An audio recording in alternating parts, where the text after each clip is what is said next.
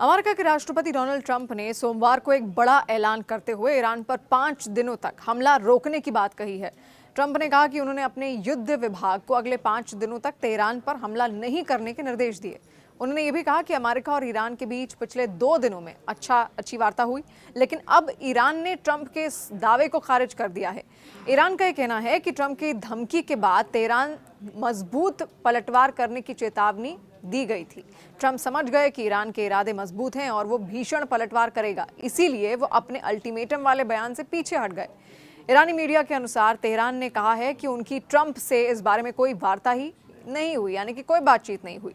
इससे पहले अमेरिका के राष्ट्रपति डोनाल्ड ट्रंप ने ईरान को बहुत बड़ी धमकी भी दी थी। ट्रंप ने कहा था कि अगर ईरान ने अगले 48 घंटे में स्ट्रेट ऑफ हॉर्मुज को नहीं खोला तो अमेरिका तेहरान पर बहुत भीषण हमला करेगा। अमेरिका ने कहा था कि इस हमले में अमेरिकी सेना ईरान के पावर ग्रिड और बिजली संयंत्रों को निशाना बनाएगी। ट्रंप की इस धमकी के जवाब में ईरान ने कहा था कि अगर ट्रंप ऐसा करते हैं तो तेहरान अमेरिका के सारे पावर नेटवर्क को ध्वस्त कर देगा। यानी ईरान ने पूरे मिडिल ईस्ट में अमेरिका के बिजली संयंत्रों को निशाना बनाने की बड़ी धमकी दी थी। अब ईरान का कहना है कि तेहरान के इस कड़े तेवर के बाद पलटवार के डर से ट्रंप खुद पीछे हट गए हैं, जबकि उसके साथ कोई बातचीत हुई ही नहीं है। ट्रंप ने अपने ताज़ा ऐलान में यह भी कहा कि ईरान के साथ 2 दिनों तक अमेरिका की बातचीत अच्छी रही, अगले 5 दिनों तक अमेरिका अभी और वार्ता करेगा, तब तक वो ईरान पर कोई हमला नहीं करेंगे। ट्रंप ने कहा कि 5 दिन बाद नया प्लान बनेगा और आगे क्या करना है उस पर सहमति होगी, मगर ईरान ने ट्रंप के इस दावे को खारिज कर दिया है। हालांकि ये बात ईरानी मीडिया की ओर से कही जा रही है। अभी तक ईरान की तरफ से ट्रंप के दावे पर कोई आधिकारिक बयान सामने नहीं आया कि बातचीत हुई या फिर नहीं। अमेरिका, इजरायल और ईरान के बीच चल रही जंग अब चौथे हफ्ते में पहुंच चुकी है। इन सब के बीच हाल की कुछ रिपोर्टों में ये इशारा किया गया कि जंग रोकने को लेकर यूएस और ईरान के बीच बातचीत पाकिस्तान के इस्लामाबाद में हो सकती है। हालांकि इसकी पुष्टि करने से व्हाइट हाउस ने इनकार कर दिया है। न्यूज एजेंसी एएनआई ने व्हाइट हाउस की प्रेस सेक्रेटरी कैरोलिन लेविट से संपर्क कर पूछा कि रिपोर्टरों के मुताबिक क्या अमेरिका के शीर्ष अधिकारी इस्लामाबाद में ईरानी अधिकारियों से कोई मुलाकात करेंगे। इस पर लेविट ने कथित तौर पर कहा कि ये संवेदनशील कूटनीतिक चर्चाएं हैं और अमेरिका प्रेस के जरिए बातचीत नहीं करेगा। ये एक बदलती हुई स्थिति है और मुलाकातों के बारे में लगाए जा रहे अंदाजों को तब तक अंतिम नहीं माना जाना चाहिए जब तक कि व्हाइट हाउस द्वारा उनकी औपचारिक घोषणा न कर दी जाए।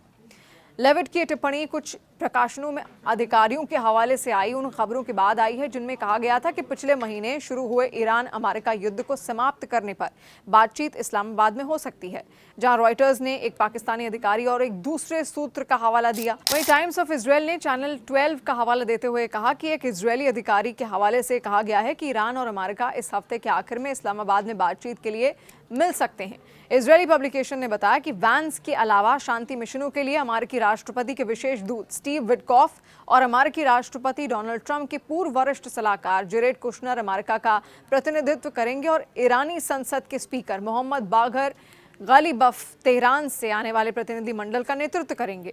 खास बात देखिए यह है कि पाकिस्तान के प्रधानमंत्री शहबाज शरीफ ने सोमवार को कहा कि उन्होंने ईरान के राष्ट्रपति मसूद पेज़ेश्कियान से बात की और इस क्षेत्र में शांति लाने में इस्लामाबाद की मदद का वादा किया। इस जंग के बीच सोमवार को समाधान की कुछ उम्मीद तब जागी जब डोनाल्ड ट्रंप ने दावा किया कि ईरान किसी समझौते के लिए उत्सुक है और कुशनर विटकॉफ ने रविवार को एक ईरानी नेता के साथ बातचीत की थी। हालांकि अमेरिकी राष्ट्रपति ने उस नेता का नाम नहीं बताया, लेकिन ईरान के मोहम्मद बागर गालिबफ ने बाद में उनके दावों को सिरे से खारिज करते हुए कहा कि कोई बातचीत हुई ही नहीं थी। ईरानी नेता ने एक्स पर अपनी पोस्ट में आगे कहा और फेक न्यूज़ का इस्तेमाल वित्तीय और तेल बाजारों में हेरफेर करने और उस दलदल से निकलने के लिए किया जाता है जिसमें अमेरिका और इजरायल फंसे हुए हैं। पश्चिम एशिया में ईरान, इजरायल और अमेरिका के बीच चल रहा संघर्ष देखिए तेजी से लगातार बढ़ रहा है। अमेरिका और इजरायल की ओर से ईरान पर सीधे हमले किए गए, जिसके जवाब में ईरान ने इजरायल और खाड़ी देशों में भी मिसाइल अटैक शुरू किए हैं। 28 फरवरी से शुरू हुआ ये संघर्ष मंगलवार को 25वें दिन में प्रवेश कर गया और दोनों पक्षों की ओर से बयानों में इतना विरोधाभास है कि ये किसी पहेली की तरह अब लग रहा है। अमेरिकी राष्ट्रपति डोनाल्ड ट्रंप ने ईरान के पावर सप्लाई प्लांट्स पर हमले की समय सीमा बढ़ाकर 5 दिन कर दी है। उन्होंने ये भी कहा कि अमेरिका और ईरान के बीच सकारात्मक बातचीत हुई है जिससे युद्ध खत्म करने का रास्ता निकल सकता है।